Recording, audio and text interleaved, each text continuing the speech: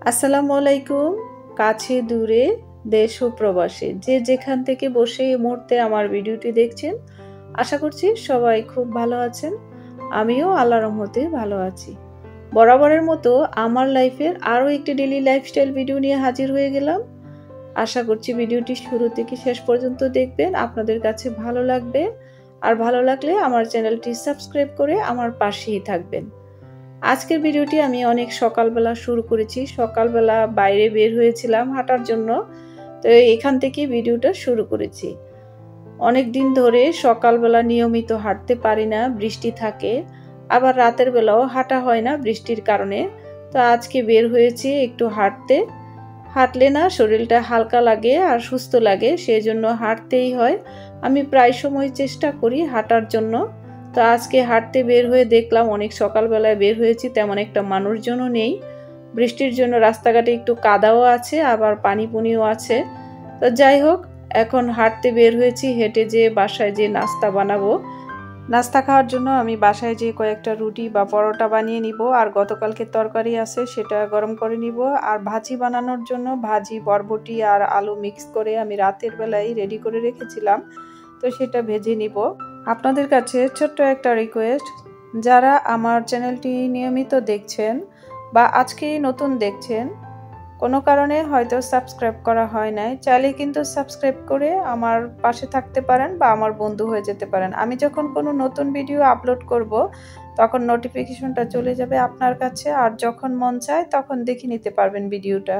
একটা বয়সে এসে মানুষের এই রোগ সেই রোগ আমরা তখন গুরুত্ব দিই না, কিন্তু এটাকে আগে থেকেই গুরুত্ব দিয়ে শরীরটাকে সুস্থ রাখার জন্য নিয়মিত আসলে প্রত্যেকটা মানুষেরই হাঁটা দরকার। হাঁটলে কিন্তু সুস্থ থাকা যায়। এটা কিন্তু আমি কাউকে উপদেশ দিয়ে বলছি না, এটা শুধু আমার মনের বক্তব্যটা আপনাদের সাথে শেয়ার করছি। আমাদের লবিতে ছাদে আজকে আর তেমন একটা শাক নেই, পুঁই শাক, কলমি শাক তুলে নিয়েছি। আছে কচু শাক আর আলু শাক। আলু শাকটা আপনারা হয়তো সবাই চিনে থাকবেন, মিষ্টি আলু শাক। মিষ্টি আলু শাকটা অনেকদিন ধরে তুলবো করে তোলা হচ্ছিল না, আজকে তুলে নিব। আর কচু শাকটা ইলিশ মাছ হলে ভালো হয়, তো ইলিশ মাছটা বাসায় নেই, সেই জন্য কচু শাকটা আর তুলি নাই। কচু শাকে অনেকগুলো লতিও হয়েছে, তো লতিগুলা কখন তুলি সেটাও সময় পাচ্ছি না, আর যখন তুলি তখন আপনাদেরকে দেখাবো। আজকে আমাদের ছাদের গাছে যে আলু শাকগুলা হয়েছে সেগুলা তুলে রান্না করব, আর রান্না করার সময় আপনাদের সাথে শেয়ার করব। এখন আমি বাসায় চলে যাচ্ছি, বাসায় যে নাস্তা দুপুরে সবকিছুই শেয়ার করার চেষ্টা করব। হেঁটে যাওয়ার পথে কিছু তরকারি নিয়ে যাব, তরকারিটা দুপুরবেলা রান্না করার জন্য। সবজি নিয়ে যাব। আর এই যে এখানে কিছু ফুল ছিল, ফুলগুলা দেখতে খুবই সুন্দর লাগতেছিল দেখতে। এখনো শরৎকাল আসেনি, শরৎকাল আসলে তো খুবই সুন্দর লাগবে, সবগুলাতেই ফুল থাকবে আর দেখতেও ভালো লাগবে। তো এই তো এখানে কিছু হলুদ ফুল ছিল, সেগুলো দেখতে ভালো লাগতেছিল।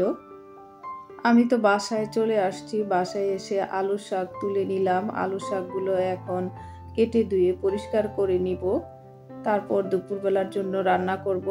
এরই মধ্যে বাসায় এসে আমি নাস্তাও বানিয়েছি, আর নাস্তা অফ ক্যামেরায় বানানোর পর খাওয়া দাওয়া শেষ করেছি।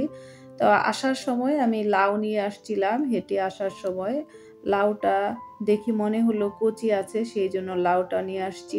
আর খাওয়ার জন্য কলা নিয়ে আসছি, সেটা আর আপনাদেরকে দেখানো হয় নাই। তো লাউটা এখন কাটবো রান্না করার জন্য দুপুরবেলা। আর এখানে আলু শাক, তো দেখি কি কি রান্না করা যায়, সব কিছুই নিয়ে এখন কেটে কুটে রেডি করে নিব। লাউ সবজিটা আমাদের ঘরে সবাই পছন্দ করে। লাউটা কাটার পরে দেখলাম একটু কচিই আছে, তো অর্ধেকটা লাউ রেখে দিয়েছি, পরের দিন রান্না করব। আর অর্ধেকটা লাউ আজকেই রান্না করব।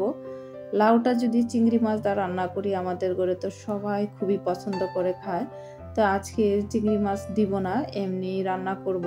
তো লাউটাকে আমি কেটে সুন্দর করে রেডি করে নিচ্ছি, তারপর ধুয়ে রান্না করব। আর অর্ধেকটা লাউ রেখে দিচ্ছি। সবজিগুলা কেটে রেডি করে কিছু কাপড় ধুয়ে দিলাম। কাপড়গুলা আজকে দেখলাম রোদ উঠছে, এই জন্য বারান্দায় শুকাতে দিলাম। 2 দিন যাবৎ বৃষ্টি হয় আবার রোদও ওঠে, এভাবে কিন্তু কাপড় শুকায় না। তাই এখানে দেখতে পাচ্ছেন আমাদের করলা গাছে কিন্তু করলা ধরেছে। করলাটা একটু ছোট সাইজ দেখা যাচ্ছে, তো ক্যামেরাতে কিন্তু বোঝানোর চেষ্টা করেছি আমি আমাদের গাছে নতুন করলা ধরেছে। আর এখানে বরবটি পেড়েছিল সকালবেলা, এখন একটা বরবটি কেমন করে রয়ে গেছে, তা আমি এখন পেড়ে নিলাম। আর এই যে এই ফুলের গাছগুলা কিন্তু আর্টিফিশিয়াল ফ্লাওয়ার কিনতে পাওয়া যায়, তো আমরা কিন্তু এভাবে লাগিয়ে দিয়েছি বারান্দাতে, কিন্তু খুবই সুন্দর লাগে দেখতে। এখন প্রায় 10টা সাড়ে 10টার মতো বাজে, সব কিছু রেডি করে নিয়েছি কেটে কুটে রান্না করার জন্য। আর এখানে এই 9টার দিকে যে ফুলটা ফুটে, এই ফুলটা কিন্তু ফুটে গেছে গাছের মধ্যে, দেখতে পাচ্ছেন আমাদের ব্যালকনিতে। এই ফুলটা কিন্তু সকালবেলা 9টার দিকেই ফুটে, 9টার পরে পরে আর দুপুর পর্যন্ত থাকে, পরে কিন্তু মিশে যায়। এখন আমি চলে আসছি কিচেনে রান্না করার জন্য। চুলাটাকে জ্বালিয়ে দিলাম আর একটা প্যান বসিয়ে দিলাম। এই প্যানটাতে আমি আলু শাক ভাজি করব। আলু শাকটাকে কেটে ধুয়ে পরিষ্কার করে স্ট্যানারে ঝরিয়ে রেখেছিলাম। আর এখন প্যানটা গরম হয়ে যাওয়ার পর তেল দিয়ে দিচ্ছি পরিমাণ মতো। শাকে বেশি একটা তেল দেওয়া লাগবে না, শাকে কম তেল দিলেই শাকটা ভালো লাগে খেতে। আমি এত বেশি তেল দিই না, শাকে কম তেলেই ব্যবহার করি।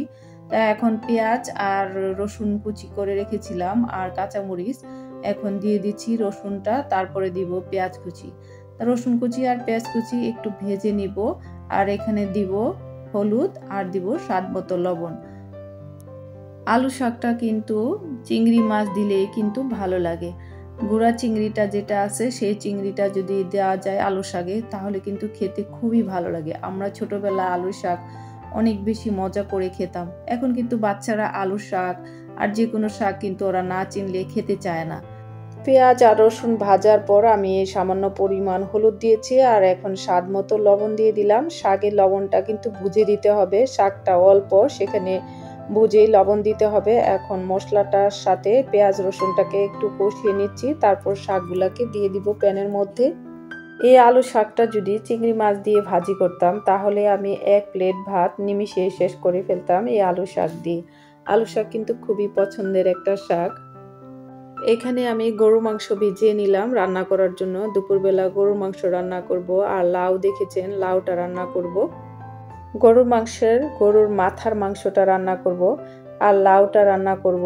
তো আজকে দুপুরবেলা গরুর মাংস, লাউ, শাক, এই আমাদের দুপুরবেলার আয়োজন। তো দুপুরবেলা কি রান্না করেছি সব কিছুই আপনাদের সাথে শেয়ার করছি। আর সব কিছু রেসিপি আকারে শেয়ার করি নাই, তা আপনাদেরকে একটু একটু করে সবগুলাই দেখিয়ে দিয়েছি কি রান্না করেছি। এই যে এখানে আমি লাউটা বসিয়ে দিয়েছিলাম, তো লাউটা সিদ্ধ হচ্ছে, এখানে নেড়ে চেড়ে দিচ্ছি লাউটাকে। লাউটা একদিকে বসিয়ে দিয়ে আরেকদিকে আমি গরুর মাংসটাতে সব মশলা দিয়ে দিলাম। গরুর মাংসটা হাতে মাখিয়ে তারপর বসিয়ে দিব। এটা গরুর মাথার মাংস। এই তো দুপুরবেলা আমি কি রান্না করেছি সব কিছুই টেবিলে নিয়ে আসলাম দুপুরবেলা খাওয়া দাওয়ার জন্য। গরুর মাথার মাংসটা আমি প্রায় সময় বুটের ডাল দিয়ে রান্না করি। আজকে বুটের ডালটা না থাকার কারণে আমি আলু দিয়ে রান্না করেছি। আলু দিয়েও কিন্তু খেতে ভালো লাগে।